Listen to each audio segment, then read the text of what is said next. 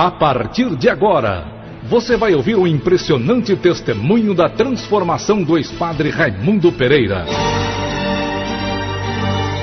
Ex-sacerdote redentorista chamado por Deus na Conferência Mundial Pentecostal no estado do Rio de Janeiro. E agora, ao vivo, diretamente da Igreja Assembleia de Deus localizada no bairro do Bom Retiro, estado de São Paulo, o ex-padre Raimundo Pereira relata o seu testemunho da transformação feita por Jesus em sua vida.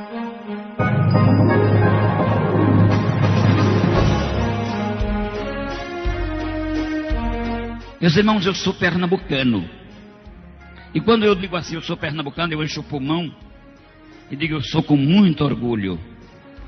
Talvez alguém me pergunte, por que todo esse orgulho? Porque lá também é Brasil. Eu estive em 39 países lá fora, preguei na Coreia, lá com Poian Show, preguei no mundo inteiro, mas o melhor país do mundo ainda se chama Brasil. Ainda se chama Brasil. Ame essa terra, ore por ela.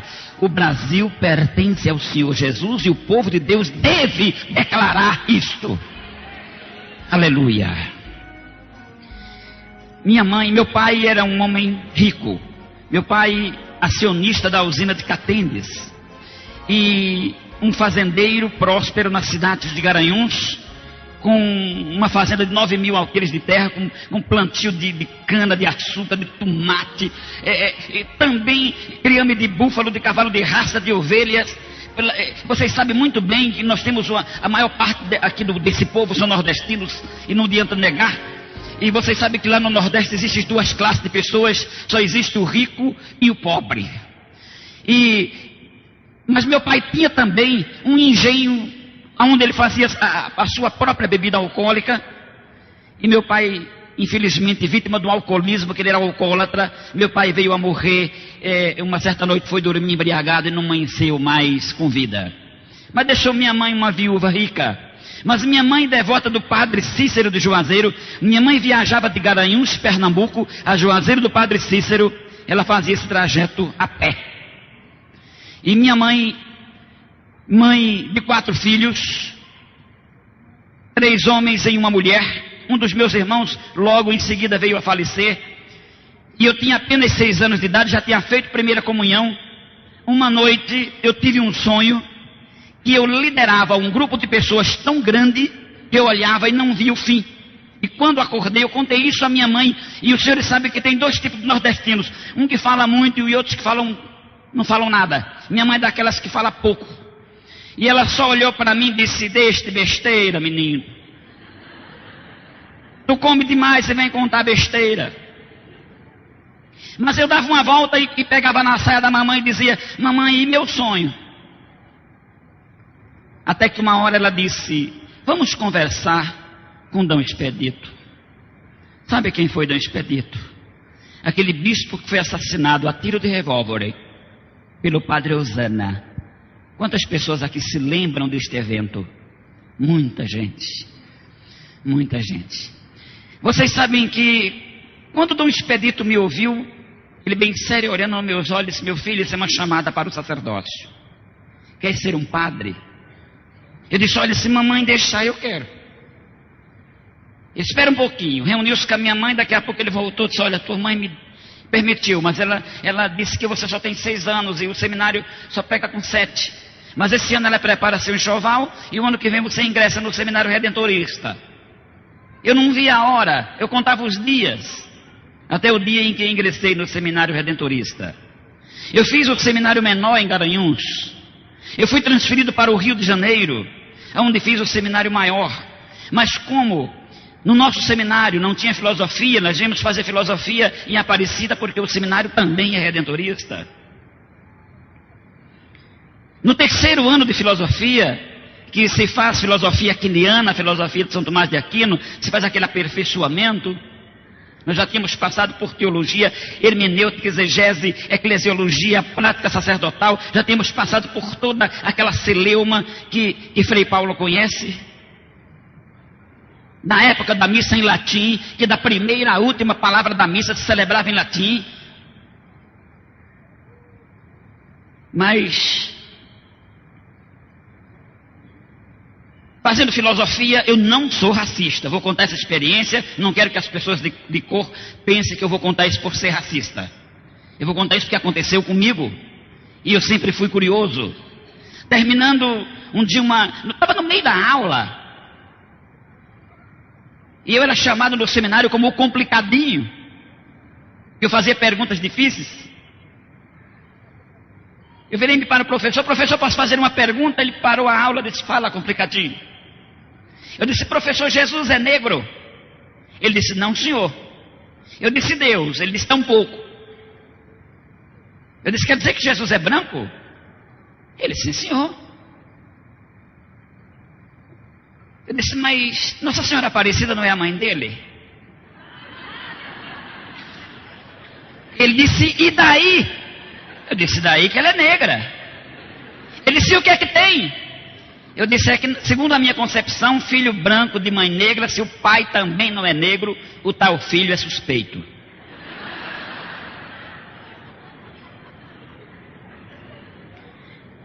Estou certo, Jesse? Se eu vou levar o senhor à diretoria, eu digo, tudo bem. Você sabe, qualquer coisinha é reitoria, é diretoria. O diretor botou o dedo no meu nariz, o senhor é racista. Eu disse, não, senhor, eu sou curioso. Então me responda o senhor. Fiz a mesma pergunta para ele, sai daqui da minha sala para fora. Mas eu fui levado a Roma. Por que a Roma? Que era a promessa da minha mãe ser consagrado ao sacerdócio em Roma. Os paramentos de um sacerdote que vai ser consagrado é bonito, com toda sinceridade é bonito, é muito lindo. São paramentos brancos, é muito bonito. E o sacerdote ele deita-se no chão em forma de cruz aos pés de quem o vai consagrar, como eu fiz aos pés do Papa. Eu fui consagrado daquela forma aos pés do Papa. É consagrado os polegais das mãos e os indicadores, porque é aquele que vão pegar na hóstia. Eu levava isso muito a sério. Eu levava tudo a sério. Eu aprendi enquanto estava no seminário que paralelo ao céu e ao inferno havia um mundo chamado purgatório, onde as pessoas que não morriam em estado de graça tinham que passar pelo purgatório. E quando era celebrada uma missa em favor da alma daquela pessoa que estava no purgatório, por exemplo, o fogo do purgatório cairia 1 grau. Seria, vamos dizer assim, 10 vezes mais quente do que o nosso. Eu levava isso a sério. Eu aprendi que esta Bíblia de João Ferreira de Almeida, traduzida por João Ferreira de Almeida, era falsa. Que a religião protestante foi uma religião fundada por um frade agustiniano que se rebeliou contra a igreja, chamado Martinho Lutério. E que ser crente era para pobres, pretos e analfabetos. Eu via isso. Frei Paulo sabe que a coisa mais difícil do mundo é uma freira negra ou um padre negro. Tem, mas é a coisa mais rara do mundo. Infelizmente o racismo impera. E eu quero contar outra coisa para vocês. Eu não sei se vocês sabiam que Santo Antônio, São Benedito, Nossa Senhora Aparecida aqui no Brasil são pretos e lá na Itália são loiros.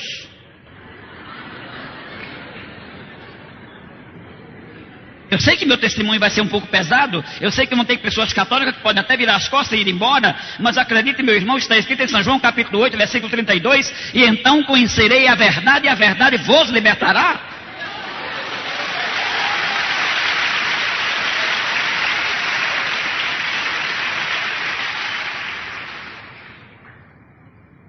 Eu aprendi tudo isso. Após a minha sagração ao sacerdócio, nós viajamos para Lourdes, na França, conhecermos mais uma mãe de Jesus. Chegamos em Lourdes, na França, tinha um padre sentado do meu lado, olhando para Nossa Senhora, não tirava os nem piscava. E eu olhei para ele, até pensei que ele era brasileiro, perguntei para ele, fala minha língua? Não me fala italiano. Eu, como falo um pouquinho de italiano, comecei a conversar com ele, e essa aqui é a mãe de Deus, que apareceu aqui. E ele, sim. Eu disse, engraçado, ela é diferente da nossa no Brasil. Ele disse, como que é a brasileira? Eu disse, é negra? Ele, credo. E vocês deixam colocar no altar? De lá nós voltamos a conhecermos a terceira mãe de Jesus, Fátima, em Portugal. Eu estava hospedado na casa do padre vigário de Fátima, Padre Antônio da Nóbrega, ainda da família Nóbrega tradicional, do padre Mané da Nóbrega. Ele assim já de cabelos grisalhos, em cima da mesa dele as 3 imagens, Aparecida, Lourdes e Fátima, uma vela acesa ao pé de cada uma. Eu cheguei próximo a ele e disse: padre, o senhor é padre há quantos anos? Ele disse: há 25 anos. Muito bem. Eu disse: me diz uma coisa, Nossa Senhora Aparecida é a mãe de Jesus? Nossa Senhora de Fátima é a mãe de Jesus? Nossa Senhora de Lourdes é a mãe de Jesus? Ele: sim.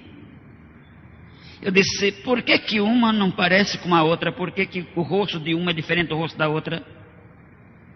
Ele pensou um pouco e disse: bom, isso é devido à região onde ela apareceu. Digo: meu Deus, e quer dizer que trocar de região se troca de rosto? Como que eu vou chegar no Brasil?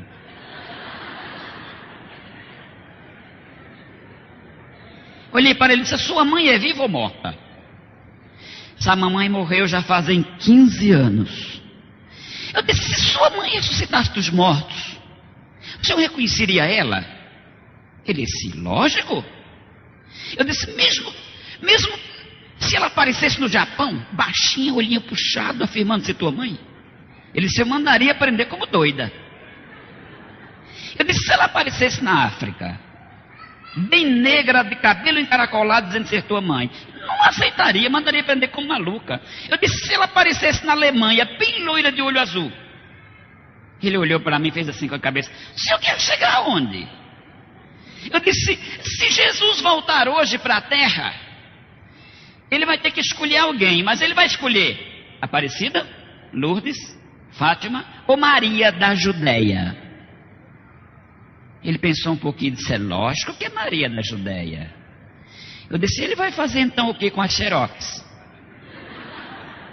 Ele disse, ele botou o dedo no meu nariz: o senhor é padre há quantos anos? Eu digo: anos? Misericórdia, eu fui consagrado há 15 dias atrás. Ele coçou a careca e disse: infelizmente o senhor não vai servir para ser padre. Eu disse: por quê? Ele disse: porque o senhor está com a fé estragada. Ele disse: o pior de tudo, terminou de estragar minha fé também.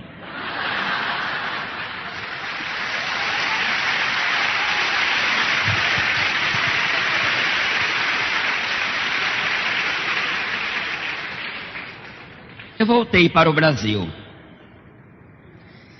Aqui no Brasil vocês sabem que as 2 letras Q e I, quer dizer, qualidades especiais, mas no jeitinho brasileiro chama-se quem indique.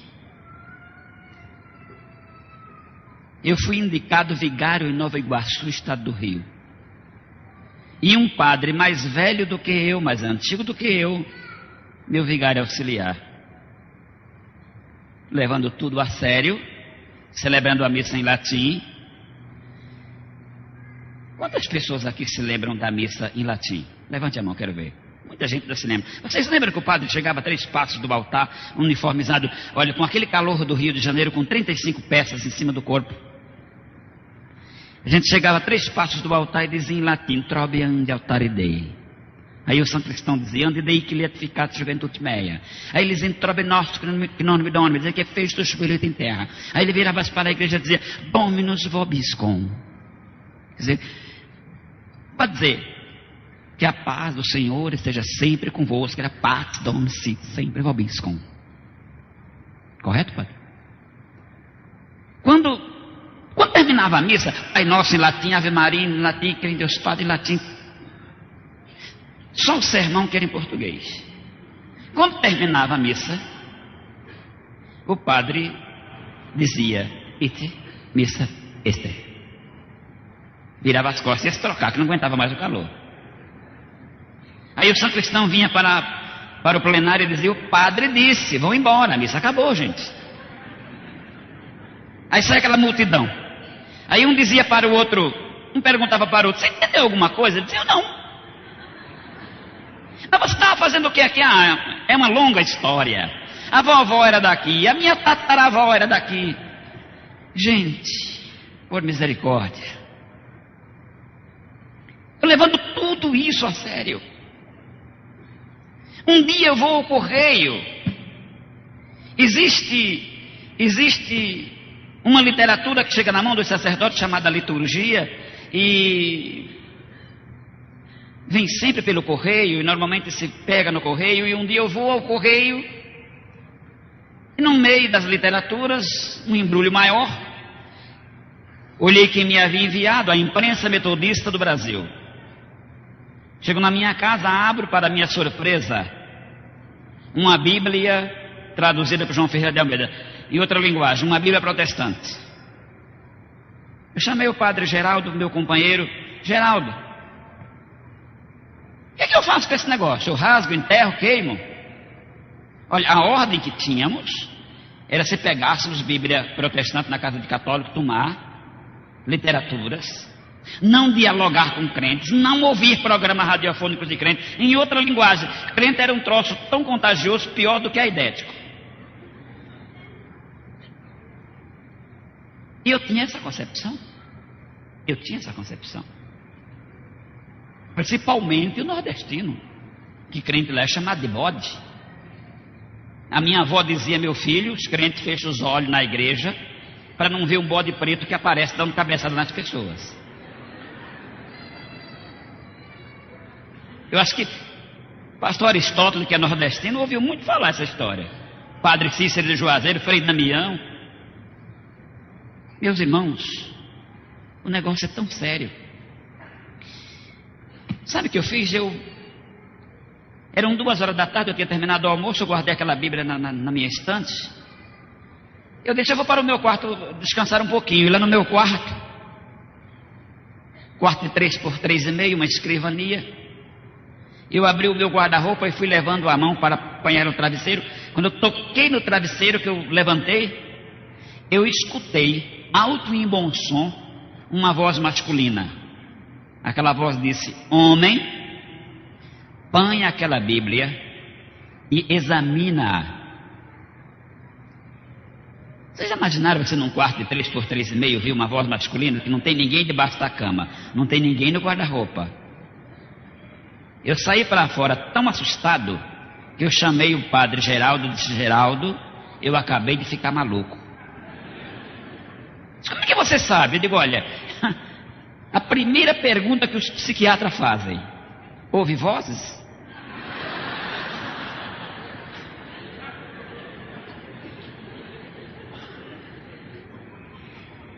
Aí ele disse: o que a voz te disse? Aí quando eu disse a ele, ele disse: rapaz, o negócio é sério, pode ser Deus, porque o diabo não iria mandar você ler a Bíblia, que ele não gosta. Por que você não obedece? E tudo bem. Fui para o meu quarto, sentei-me, abri a Bíblia, e por acaso, não por acaso, dizem que existe para quem não é crente coincidência, mas para quem é crente é Deus-incidência, é Cristo-incidência. Eu abro a minha Bíblia no capítulo 8 de São João, por acaso, abri esse capítulo 8 de São João, comecei a ler do começo. E fui lendo, daqui a pouco me deparo com o versículo 32, e então conhecereis a verdade, e a verdade vos libertará. Eu cacei na minha exegese, eu disse: mas o que quer dizer isso? Eu comecei a traduzir: me libertar, mas me libertará do quê? Aí comecei a não entender, aí continuei. Aí o versículo 36, se pois o Filho vos libertar, verdadeiramente sereis livres. Comecei a pensar: Senhor, do que eu preciso ser livre? Sabe o que veio na minha mente? Você não tem um compromisso com Roma? Você não tem um compromisso com o Papa? E quem sabe é isso? Eu abri a Bíblia, fechei a Bíblia e abri em outro lugar, me cai agora São Mateus capítulo 11. E o versículo 25 que estava pontilhado a propósito. E o versículo diz: naquele tempo, levantando-se Jesus, disse: graças te dou, Pai, Senhor dos céus e da terra, que ocultasse essas coisas aos sábios e aos entendidos e as revelaste aos pequeninos. Irmão Jesse, eu fiz uma interrogação na minha cabeça. Quem serão os pequeninos? A quem Deus revela e não aos sábios. Sabe o que me veio na mente? Por que você não procura o purgatório? Você não é defensor do purgatório? Procura o purgatório à luz da Bíblia. Quando nós estudávamos teologia no seminário romano, a única base que eles tinham para purgatório é salvar alguém arrebatando-os como que do fogo. Mas espera lá, como que não é do que? Salvar alguém arrebatando como que do fogo é salvar depressa, é tirar depressa. Ali não está dizendo que ninguém vai purgar pecado em fogo. Mas eu li toda a Bíblia e não encontrei nada. Eu disse, essa Bíblia é falsa, não tem purgatório nela, eu vou ler uma católica. Também não encontrei nada. Um sábado de manhã, coloquei a Bíblia debaixo do braço e fui ao palácio do bispo. Meu bispo. Cheguei na casa dele, tomei o café da manhã com ele, e a gente se dirige ao bispo chamando ele de excelência. Excelência, eu vim lhe fazer umas perguntas, mas eu gostaria que o senhor me fosse sincero e me responda, por favor, a verdade. Ele bem sério disse, Pereira, pergunte-me o que quiser. Eu disse, tudo que a Bíblia diz é verdade? Tudo que está escrito na Bíblia é real? Ele disse, é real. Inclusive ele pegou a Bíblia e disse, a Bíblia fechada é um livro, e aberta ela é uma carta de Deus falando com os homens. O senhor tem certeza? Ele disse, absoluta. Eu disse, quer dizer que difundir a Bíblia, viver a Bíblia está correto? Ele disse, está. Eu disse, mas quem vive Bíblia são os protestantes, porque os católicos não gostam de ler Bíblia. Eu disse, os protestantes lendo a Bíblia como ela é, estão certos? E ele bem sério disse, se eles guardarem o que a Bíblia diz, irão morar nos céus. Fiquei olhando para ele. Eu disse outra pergunta, eu li 2 Bíblias e não encontrei o purgatório. O senhor poderia me dizer onde está escrito? Ele disse, não posso. Digo, o senhor não pode porque não pode? Ele disse, não posso porque não está escrito. Não tem base bíblica. Ele disse, olha, foi o Papa Gregório I que autorizou. Ele disse, nós rezamos pelas almas do purgatório por obediência e não por existência. Eu pus a mão no queixo, quer dizer que não existe. Eu disse, e como é que o homem vai ser salvo? Ele não precisa se purificar dos pecados? Ele disse, sim. Eu disse, irá se purificar aonde? Ele disse, abra a Bíblia. 1 João 1,7, lê alto. E lá diz, mas se andarmos na luz, como ele na luz está, temos comunhão uns com os outros, e o sangue de Jesus Cristo, seu Filho, nos purifica de todo o pecado. Eu quero dizer para os entendidos em língua portuguesa que nós temos aqui doutor de tudo que é tipo. Sabe por que está escrito de todo e não de todos no plural? Porque a Bíblia, a própria Bíblia diz que o pecado contra o Espírito Santo não tem perdão. E se a Bíblia dissesse todos, estaria incluído. Então teria perdão. Estão entendendo por quê? De todo o pecado. Quando eu terminei de ler, ele disse, se é o sangue de Jesus que purifica o homem dos pecados, para que purgatório? Ele disse, se é o purgatório, Jesus morreu e derramou seu sangue, para quê? Eu pus a mão na testa e disse, quer dizer que até hoje, quando eu estava rezando pelas almas do purgatório, eu estava falando sozinho? Ele balançou a cabeça.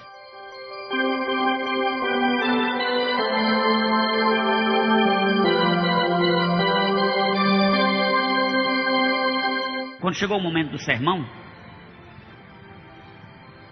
eu disse, o tema do sermão de hoje é este: não existe purgatório. Todo mundo. Eu olhei para o plenário, se alguém tem alguma pergunta a fazer, um senhor levantou-se e levantou o braço. Eu olhei para ele, um médico psiquiatra. Ele fez desse jeito: padre, o senhor está bom do cérebro? Eu disse, se o senhor duvida, me consulte pós a missa. Ele disse, não, é que se isso que o senhor está ensinando é real, por que o senhor não ensinou isso antes? Ele disse, porque eu aprendi ontem. Mas eles levantaram os gravadores, é gravadorzinho de bolso, é gravadorzinho. Hoje tem gravador, tudo que é tamanho. Deve ter algum por aí. Levaram a fita à casa do bispo. Eu estava terminando o café, meu cafezinho, das 8h30 mais ou menos. O bispo chegou na minha casa. O sobrado, ele subiu correndo. Ele já chegou gritando comigo. Já ouvi o sermão do senhor hoje. Puxou a fita do bolso, está aqui. Disse, em 3 folhas de papel, o senhor sabe o que é isso aqui? É sua suspensão. O senhor está suspenso da ordem por 90 dias. E se o senhor não retirar o que disse, será excomungado como rebelde. A paróquia, a direção da paróquia passa para o seu companheiro.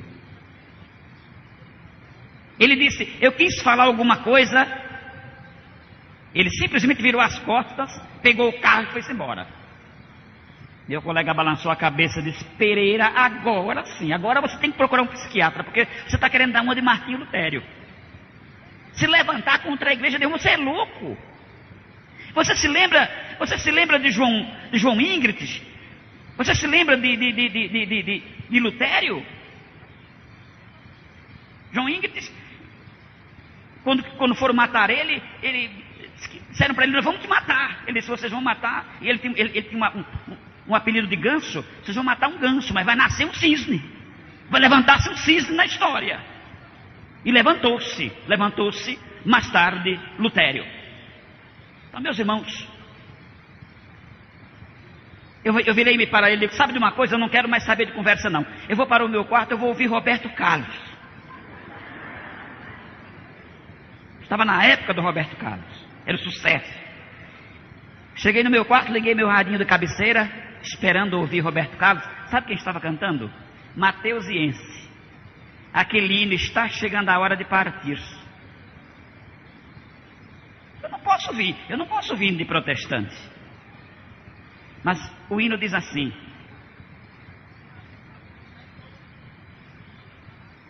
me lembre do começo.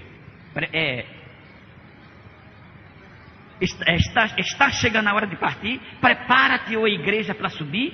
Vigia sempre firme em oração, que é tempo de real consagração. Jesus em breve vem do céu, em glória, majestade e poder. Medita, ó igreja de Jesus, que dia glorioso a descer. Olha, eu com o dedo no botão do rádio para desligar, eu não tinha coragem de desligar, era muito bonito. Aí o locutor anunciou, de 18 a 23 de julho acontecerá no Maracanã, Rio de Janeiro, a 8ª Conferência Mundial Pentecostal, onde pastores do mundo inteiro estarão pregando sobre a fé. Eu disse, eu quero estar lá um desses dias. No penúltimo dia da festa, era o comentário do Rio.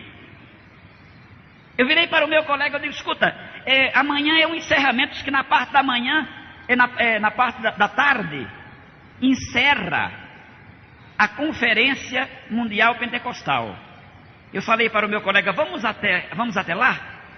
Ele disse, vou nada, rapaz, você é louco? Se a imprensa está lá, nós vamos aparecer na primeira parte dos jornais. O bispo vem aqui e nos excomunga. Não vou não. Então fique, eu vou. Irmãos, quando foi na hora de eu ir, a gente morava num sobrado, da nossa condução era um jipe. E lá vou eu descendo as escadas, com a melhor batina que tinha chegado do tintureiro, bem arrumado, uma faixa, um crucifixo aqui preso à faixa, um uniforme, um verdadeiro uniforme redentorista, um chapéu preto na cabeça, bem elegante. Lá vou eu descendo. Eu era magro que parecia aquele homem que o paletó listado tinha uma lista só. Era bem magrinho, velho. Eu vou descendo. Quando eu estou na última volta da escada, o padre Geraldo ficou olhando de cima e disse, Pereira, dê o que der, eu vou também. Aí fomos 2. Quando nós chegamos na porta do Maracanã, para nossa surpresa, os diáconos que tinham a faixa no braço escrito disseram, não pode mais entrar ninguém. Não pode? Não. Mas não tem jeito? Não tem. Nós vamos dando meia volta para ir embora. Nós já tínhamos andado um pedaço. Eles se reuniram depressa num canto e foram atrás de nós. Deram o jeitinho brasileiro. Disse, olha, vamos fazer o seguinte, como se trata de 2 padres, vocês vão entrar. E nós entramos. Lá onde não cabia mais ninguém, nós nos sentamos. Os nossos olhos depararam, os senhores... Você estava lá, Caleb? O filho do pastor Aristóteles, o Jair, o pastor Aristóteles estava. Tinha um coralzinho, com quase mais de 2.000 vozes. Era maior do que aquele coral que teve aqui no Congresso Mundial, não era, pastor? Uniformizado com as cores da bandeira brasileira, irmãos. Aquele coral levantou-se, regido pelo maestro Varjão. Não era, irmãos, era anjos na terra, era céu puro. E aquela gente ia abanar lenço branco e dar glória a Jesus e pular. Vocês veem o Jabes pular aqui, isso aqui não é nada. Lá eu via crente pular que nem pipoca. E abanar lenço branco, e quem não tinha lenço tirava o casaco e abanava o casaco no ar. E daqui a pouco o coral parou. E anunciaram, olha, Jesus batizou 40 componentes do coral com o Espírito Santo. E aquela gente falando em línguas, eu não sabia o que era, e olhava para um lado, olhava para o outro. Daqui a pouco um moço, moreno claro, do meu lado, virou-se para nós dois, falando em hebraico clássico. Ele disse, homens, não foi pela vossa vontade que vocês entraram aqui. Fez assim com as mãos, foi as minhas mãos que vos trouxeram. Eu lembro que eu olhei para o meu colega e disse, mais um hebreu maluco. Eu nunca vi esse camarada. Eu virei para ele e disse, moço, o senhor é hebreu? Ele disse, não senhor, eu sou goiano. Eu disse, onde o senhor estudou hebraico? Ele disse, o que é hebraico? Eu digo, pronto, é outro doido. Aí tinha um jovem para trás de mim, o jovem pôs a mão no meu ombro assim e disse, padre, não te assusta. Esse moço foi batizado com o Espírito Santo e recebeu o dom de profecia agora. Se agora. Olha, Deus falou com vocês dois. Eu confesso, eu temi e tremi. O tema era o Espírito Santo glorificando a Cristo. Não era isso? Cada pregador falava dentro do tema. Aí deram a palavra para aquele Bill Block da igreja Eli no Canadá. E ele me lê Amós 4,12, a parte B do versículo, traduzido por Bernard Johnson, o melhor intérprete do Brasil. Eu acho que depois dele só Gineto, né? Então, meus irmãos, ele começou a pregar sobre a lei sacerdotal. Ele disse, olha, os primeiros sacerdotes foram Arão e seus filhos. Ele disse, a lei sacerdotal durou até Zacarias. Ele disse, Zacarias foi o último sacerdote. Ele disse, o último sumo sacerdote foi o Senhor Jesus. Ele consumou a obra sacerdotal na cruz. Ele disse, e Jesus pós-ressuscitado nomeou uns para evangelistas, pastores, doutores e mestres. Em um tom bem firme ele disse, sacerdotes não existem mais. Eu lembro que eu virei para o padre Geraldo e disse, nós dois somos o quê? Ele disse, 2 bonecos fardados. Não tem mais? Foi abolido na cruz. Mas o apelo aquela noite foi feito assim, amigo, você não gostaria de hoje experimentar um pouquinho do meu Jesus? Se você gostar dele, você fique com ele. Agora, se você não gostar, pode me devolver, eu aceito de volta.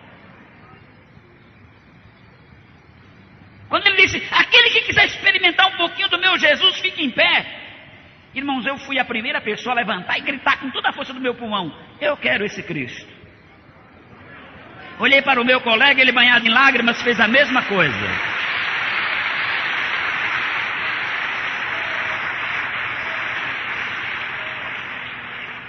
Ele disse, tantos mais quanto quiserem aceitar Jesus, desçam com eles, desçam com esses 2 sacerdotes. Aí os diáconos nos cercaram, nós começamos a descer. Sabe quantas pessoas desceram? Desceram 11.000 pessoas. Talvez você, mas não é exagero não, pastor. E o jornal Mensageiro da Paz da época está aqui na casa publicadora das Assembleias de Deus. Pode chegar lá, procure a gerência que vocês vão encontrar. Nós não estamos contando aqui uma lorota, nós estamos contando aqui um fato. 11 mil pessoas. Abalou a imprensa do Rio de Janeiro. Abalou a história. Aí eu cheguei em casa, irmãos. Meu colega juntou a mala e desapareceu no mundo. O bispo mandou outro padre. Eu não era nada agora, era um Zé Ninguém. Sabe o que eu fiz? Mandei uma carta para a mamãe. Mamãe, eu encontrei um Cristo diferente. Irmão, pastor Jabes, me permite, eu só pedi uma coisa ao auditório. Os irmãos me permitem mais 10 minutos para fechar meu testemunho? Então, Vox Populi, Vox Dei.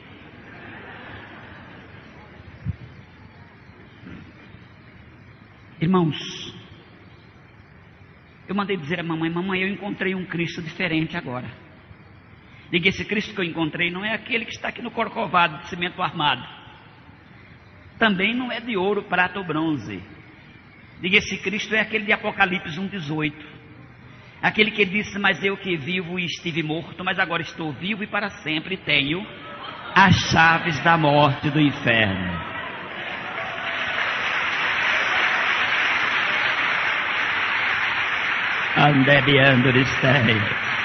Aleluia. Irmãos, você sabe que para uma família que tem um filho padre, eles se consideram salvos. Meu filho vai rezar por mim e eu vou para o céu. Para minha família eu era o santo da casa. De repente minha mãe lê a minha carta que agora eu não era mais um padre, eu agora era um crente. Apesar que por Vaticano eu vou morrer sendo padre. Mas na verdade eu sou. Que eu me casei e sou padre de 6. Sou pai de 6 filhos agora. Mas aconteceu, irmãos, que quando minha mãe leu a minha carta, ela simplesmente gritou: meu filho morreu! E desmaiou. A minha mana veio, leu a carta, fez minha mãe voltar, disse: não, ele não morreu, ele apenas ficou crente. Ela disse: não, para mim morreu. Irmãos, acredite uma coisa, 17 dias após, eu estava almoçando quando o carteiro chegou. Ouça isso, Frei Paulo.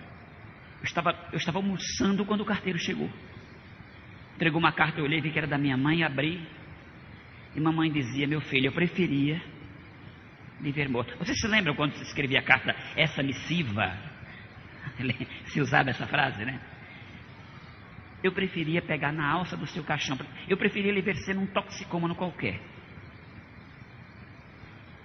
Mas já que você virou crente, como dizem os nordestinos, nunca mais eu quero ver seu rosto. Nunca mais você vai cruzar meus batentes. Te darei um jeito para lhe desmembrar da família. Irmãos, vocês sabem que um filho ler uma carta de uma mãe nesse teor é bravo. Sabe o que eu fiz? Eu saí chorando para o meu quarto. E lá no meu quarto eu caí enjoelhado. E eu fui fazer a primeira oração. Por quê? Porque antes eu rezava. E não é a mesma coisa. A palavra reza quer dizer repetição de cópia. E a palavra rezar quer dizer repetir. Diz o dicionário Aurélio. Quer ver? Pesquise. Eu ajoelhado no meu quarto disse: Deus, quando eu era criança, escolhi o sacerdócio romano como minha regra de fé. Pós-adulto está acontecendo tudo isso. Pós um sacerdote formado, ordenado, está acontecendo tudo isso comigo. Digo: Deus, eu não quero ouvir a voz do homem, eu quero ouvir a voz dos céus. Quando eu disse eu quero ouvir a voz dos céus, irmãos, o teto do meu quarto desapareceu. Aleluia. Sabe o que eu comecei a ver, irmãos? Eu comecei a ver um clarão tão forte que todas essas lâmpadas acesas ficariam trevas.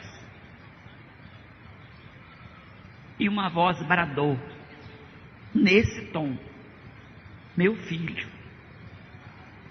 grande obra eu farei na tua vida. Se milhares viram o meu conhecimento pela tua instrumentalidade.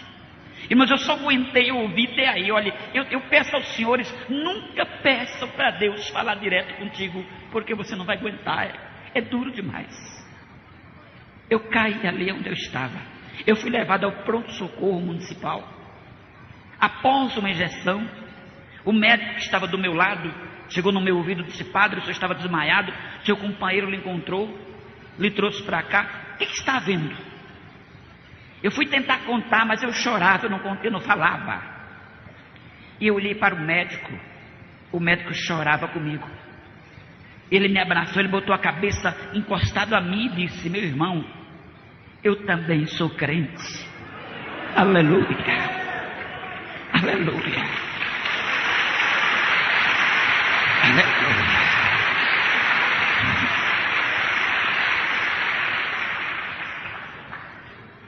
Meus irmãos,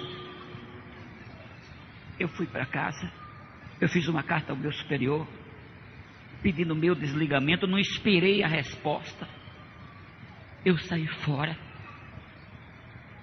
Minha mãe pagou médico para fazer um atestado de óbito, me dando como morto, só para os senhores terem ideia. A minha família que mora aqui em São Paulo são ricos, eles não falam comigo. Se eles me encontrarem na mesma calçada, eles trocam de calçada para não olhar para meu rosto. Mas vocês sabem o que é que Deus fez comigo? Deus me deu essa família. Aleluia, aleluia. Deus me deu esta família. Caleb, eu sou feliz. Felicidade não é grau cultural, não é posição social. Felicidade na vida é você olhar para o céu e ter certeza que na vinda do Senhor Jesus você vai subir com Ele cantando. Irmãos, na cabeça de cada salvo tem uma luz que brilha mais do que o sol. Você sabe o que é que brilha mais do que o sol? É o Criador do sol. É Ele. Agora, eu estou vendo luz apagada. E você, meu irmão, que a sua luz se apagou, que você diz: mas eu não tenho mais força, eu aceitei Jesus, mas eu perdi o ânimo, eu perdi a força. Meu irmão, sai do teu lugar. Mesmo sem força como você está, caminha daí aqui e deixa Jesus fazer o resto. Eu quero perguntar dessa noite a você que gostaria também de ser feliz como eu. Eu quero perguntar a você que é católico, a você que é espírita, a você que gostaria de tomar uma decisão na vida de andar com Jesus, de mão dada com Ele. Eu quero convidar você a sair do seu lugar e vir até aqui na frente. Onde estão as pessoas católicas que estão entre nós? Aqui está Frei Paulo. Os demais que quiserem, façam como Frei Paulo. Venha para a frente. Aleluia. Venha, venha. Venha, meu irmão católico. Você quer ser feliz? Você quer ter Jesus de Nazaré na tua alma, na tua vida? Sai do teu lugar, vem aqui, vem.